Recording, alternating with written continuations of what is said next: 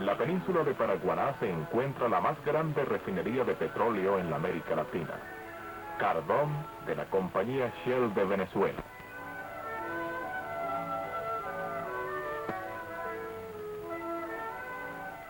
Esta refinería tiene capacidad para tratar hasta 170.000 barriles de petróleo crudo al día, traído en parte por tanqueros desde los campos petroleros de la región del lago de Maracaibo.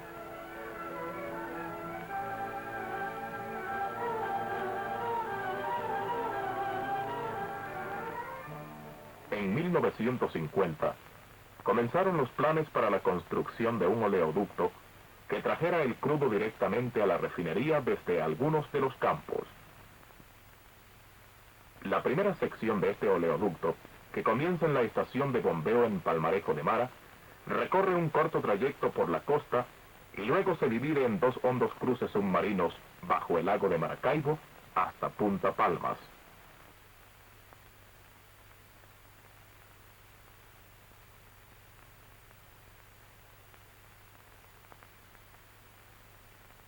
La sección principal terrestre tiene 218 kilómetros de largo y va hacia el este hasta Punta Caimán.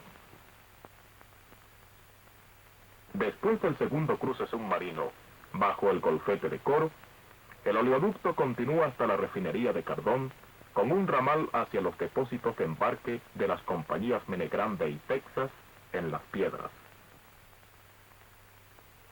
Aunque el oleoducto cubre una distancia corta si se compara con muchos otros, su diámetro de 76 centímetros es uno de los más grandes, y debido a sus características especiales, fue necesario emplear nuevos métodos de ingeniería.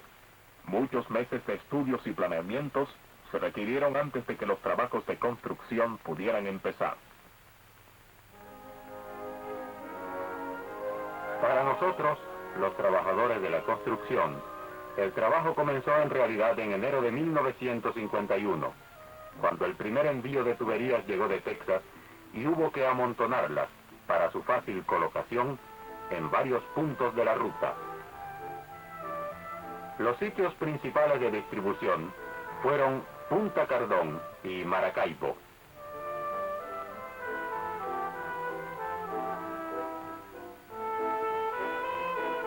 Desde ahí se llevaron en gabarras por la costa hasta varios puntos de desembarque.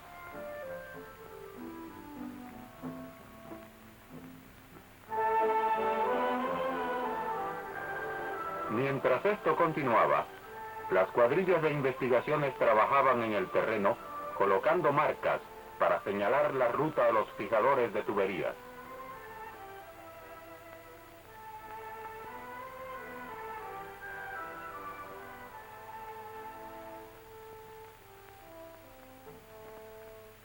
Este tipo de trabajo durante la estación lluviosa no es muy agradable.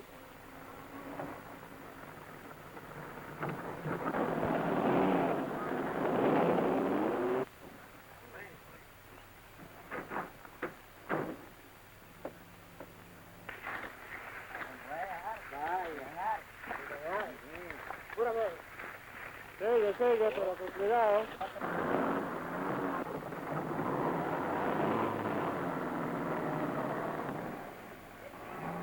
Nuestros compañeros se internaron en terrenos de toda clase, abriendo pica en el monte y vadeando ríos y pantanos.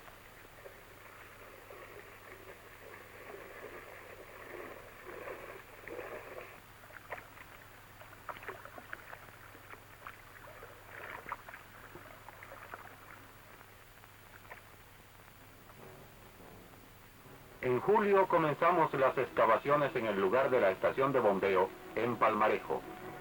Esta requería un amplio edificio que cubriría un área de cerca de 800 metros cuadrados.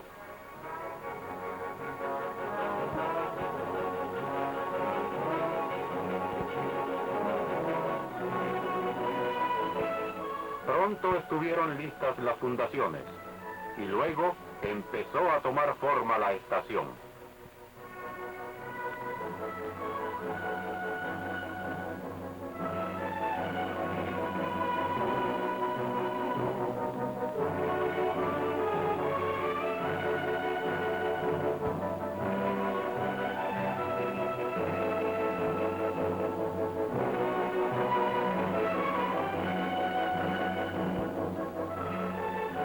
Esta es una de las 3 enormes máquinas que instalamos.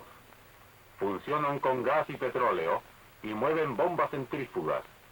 Cada una de ellas tiene más de 1800 caballos de fuerza. Para fines de 1951, casi toda la maquinaria pesada estaba en su lugar.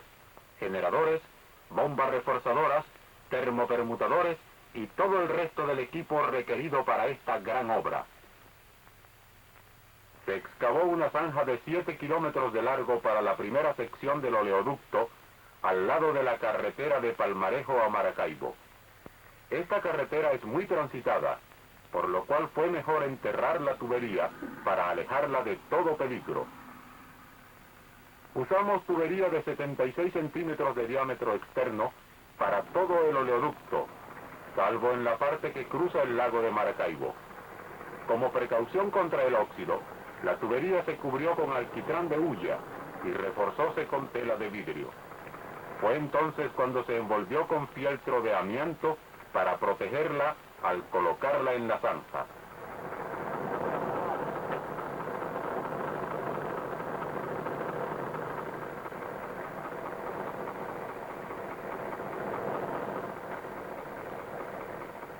Mover secciones largas de tubería soldada y recubierta es un trabajito bastante delicado.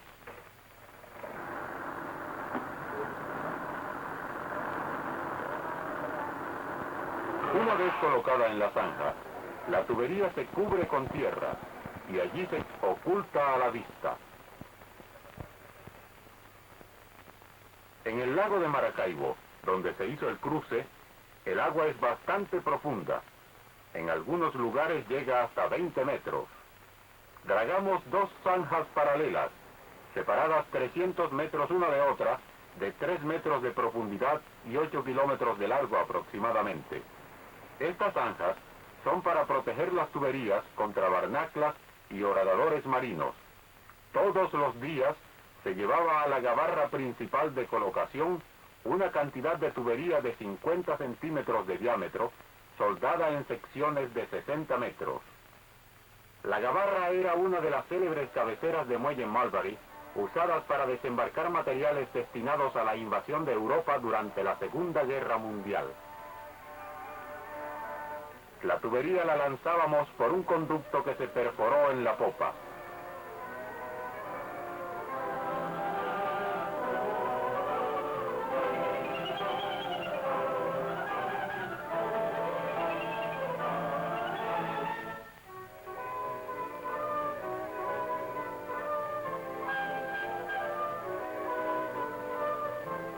De vez en cuando, un buzo bajaba a comprobar si la tubería quedaba bien colocada en la zanja.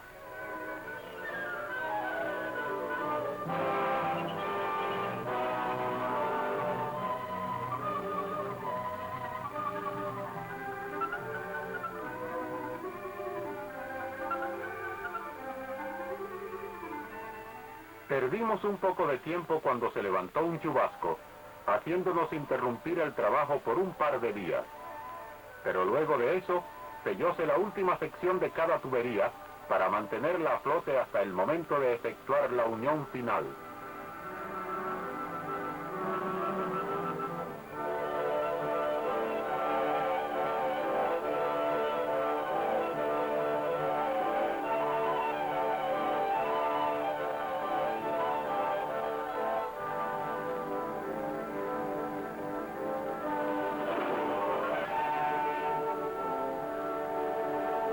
Y 90 días después de haber comenzado el trabajo, ambas líneas bajaban al lago y cruzaban hasta el otro lado.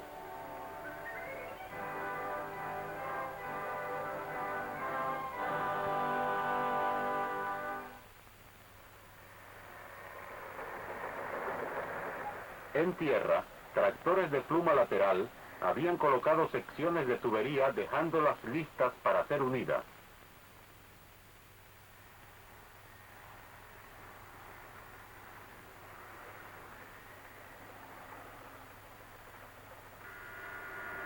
Cada sección de tubería se limpiaba,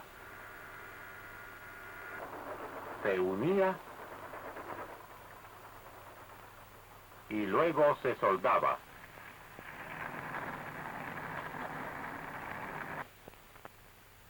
Había varios ríos que cruzar. Durante las fuertes lluvias, estos canales fangosos se convierten en furiosos torrentes y arrastran masas de despojos que pueden obstruir y dañar los pilotajes.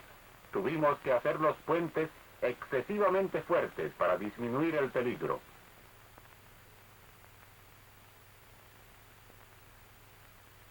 Como la línea principal en tierra atravesaba territorio casi despoblado, no teníamos que molestarnos en enterrar la tubería, salvo en los pocos lugares donde había caminos que cruzaban la ruta. Allí la tubería llevaba el recubrimiento usual de alquitrán de hulla y la envoltura para evitar la corrosión.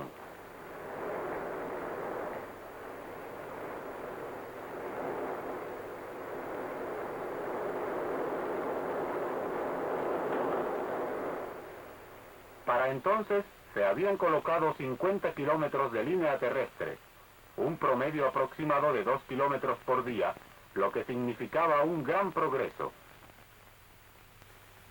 En las costas sureñas del Golfo de Coro, con la marea alta, el mar se adentra en la tierra y gran cantidad de agua permanece allí cuando la marea baja. Esto hace que cualquier clase de trabajo sea muy difícil. La manera más fácil para tender la tubería era construir un camino elevado y bastante firme sobre el blando y húmedo terreno, por el cual se pudiera llevar la maquinaria necesaria para colocar la línea y mantenerla.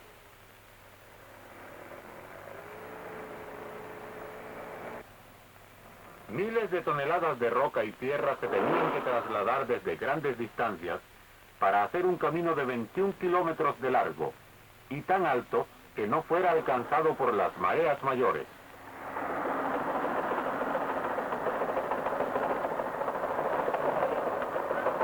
El camino fue asfaltado.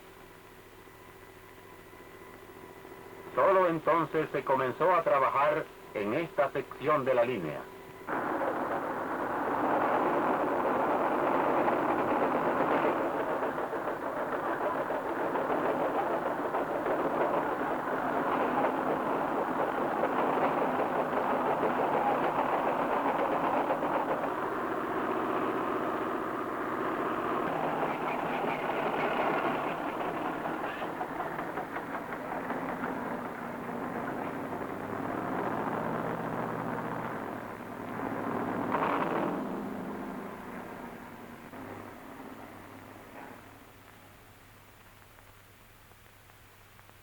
Desde la estación de bombeo de Palmarejo de Mara, ahora casi finalizada, debajo del lago de Maracaibo y sobre tierra, hasta el final del camino elevado en Punta Caimán. Desde Las Piedras a la refinería de Cardón y hasta la costa norte del Golfo de Coro. Pero aquí aún había que colocar la última sección, que era la más difícil. En Punta Cardón teníamos todo listo para cruzar el Golfo. Íbamos a colocar una línea sencilla de 6 kilómetros de largo sobre el lecho del Golfo. Debido a la escasa profundidad de las aguas, no más de 6 metros, había muy poca o ninguna navegación, por lo cual no era necesario enterrar la tubería. Pero confrontábamos otros problemas que nos preocupaban, como el viento, las olas y las mareas. A causa de ellos no pudimos trabajar como lo hicimos en el lago de Maracaibo. Aquí teníamos que afrontar muchos riesgos. Por tanto, decidimos empujar la tubería para que flotase desde una orilla hasta la otra. Los martinetes clavaron en doble fila a través del Golfo a los pilotes guías, los cuales quedaron bastante próximos para impedir que la tubería fuese a la deriva o quedase fuera de control y se rompiese. La tubería había recibido el tratamiento anticorrosivo, una doble capa de alquitrán de hulla reforzada con fibra de vidrio. Para darle mayor protección y suficiente peso, la tubería fue cubierta con una capa de concreto reforzado. Calculamos que 6 centímetros era el diámetro máximo para mantener la tubería flotando todavía hasta que fuera llenada con agua y hundida.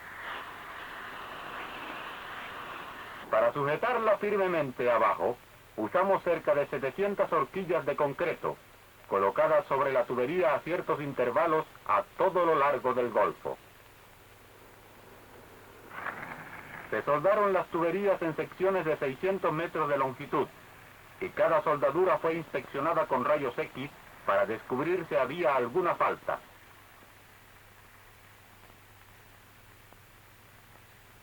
La primera sección se cargó en vagonetas de un ferrocarril de vía estrecha.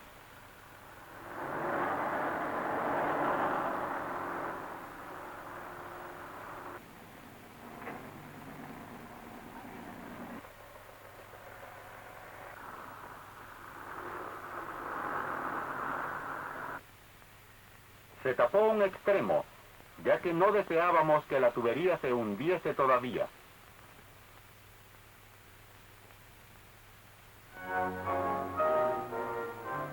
Hacer deslizar la tubería por el agua fue una tarea larga, lenta y difícil.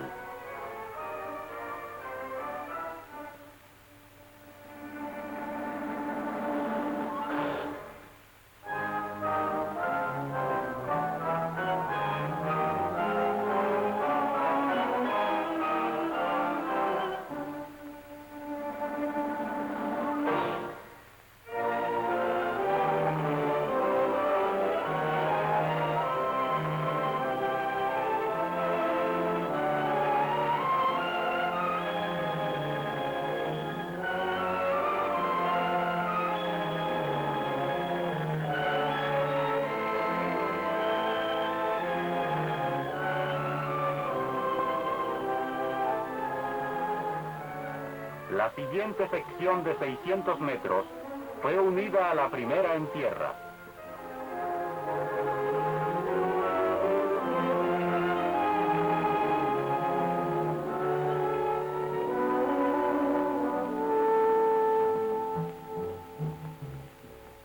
Entonces, la totalidad de los 1200 metros fue botada al golfo entre los pilotes guía.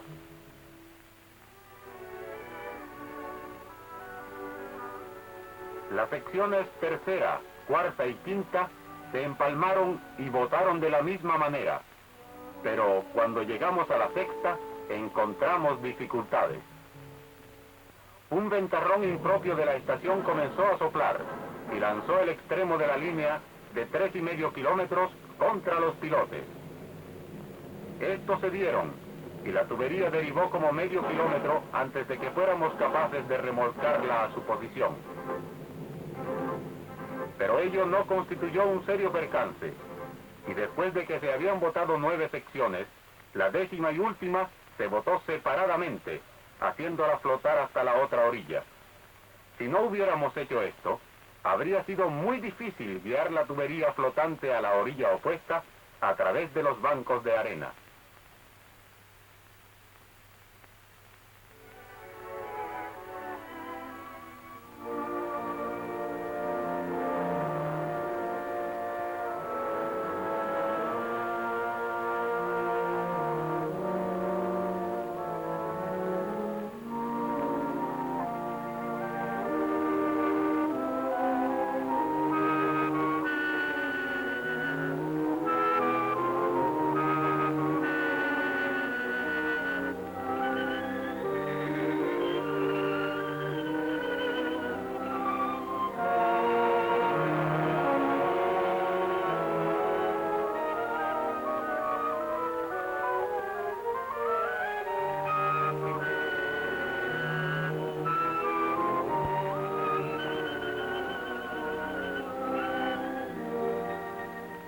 Por fin, la última sección llegó con seguridad a Punta Caimán. Y la soldadura final se practicó sobre un mar picado.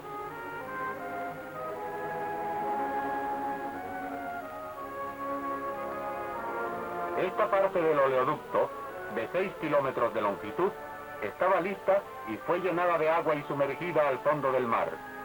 Efectuando los toques finales y las comprobaciones necesarias, el oleoducto estaba hecho. Nuestra labor había terminado. la estación de Palmarejo pudo comenzar a bombear.